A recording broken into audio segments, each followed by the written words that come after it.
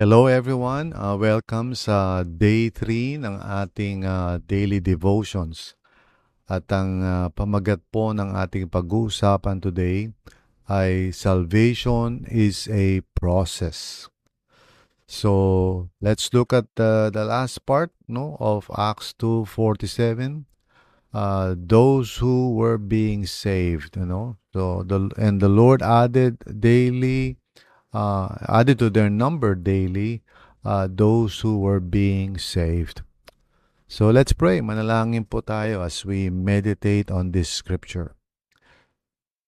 Lord, thank you. Thank you for reminding us that you are the one who is initiating, who's doing your work among us. And thank God for that.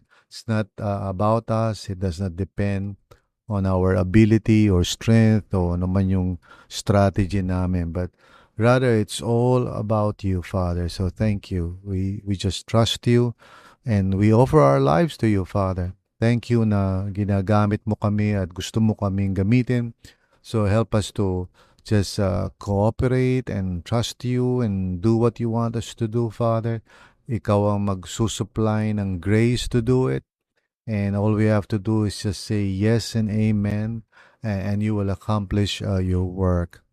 And now, Lord, as we come to this part of the verse, Father, we pray that we would truly appreciate yung truth na salvation is a process, Lord, oh Lord, na hindi ito transaction. So help us to just be patient and to persevere.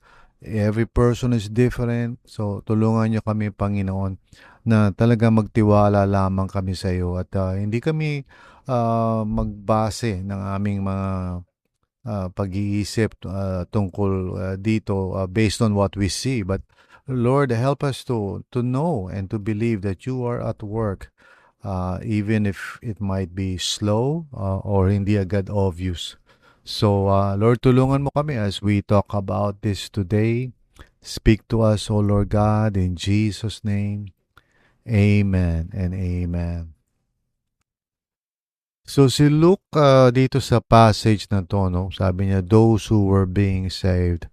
That's how he describes it, kasi he believes, no, and he's reminding us that salvation, making disciples and all of that is really a process. It's a series of conversations, so give and take and dialogue. It's not just parang a single moment.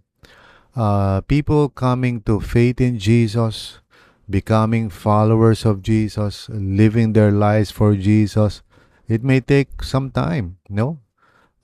It could be a series of different conversations, not all of which might be positive. Maybe may mga pagkakataon na we talk to people and they resist what we're saying, or maybe they might not accept agad yung ating mga pinapaliwanag. So the important thing here, as we understand more what it means to live with the impact, is yung nga, sinabi natin, trust God is the one who is at work, and then we cooperate with the Lord, and now we come to this truth now. This is going to be a process, okay? So what does that mean? Okay, it means na tayo po, we are not trying to control outcomes, trying to force things to happen.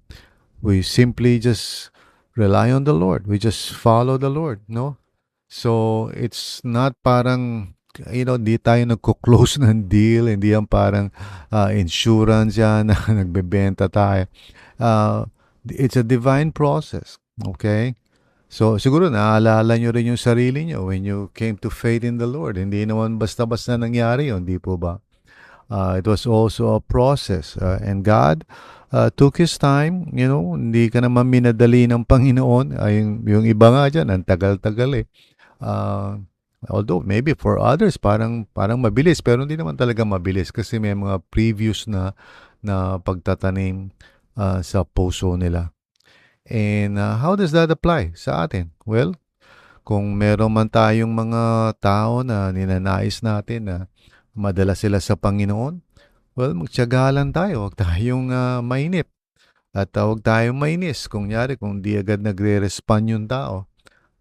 Kung ang binibigay ni Lord sa ating opportunity ay magtanim lang, well, let's just do that faithfully. Magtanim lang tayo.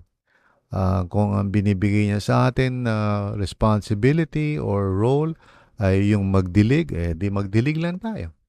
And maybe for some occasion siguro, God will give us the grace na tayo yung harvest. Pero hindi tayo malamang ang gumawa ng lahat. Maybe may mga ibang tao na nagtanim o nagdilig, no? Tapos tayo lang yung nag-harvest. Okay?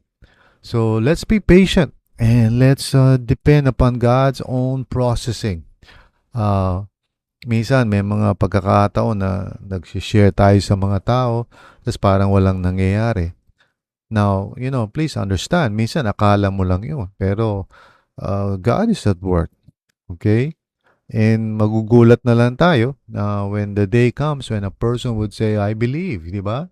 So, don't be discouraged. Don't give up.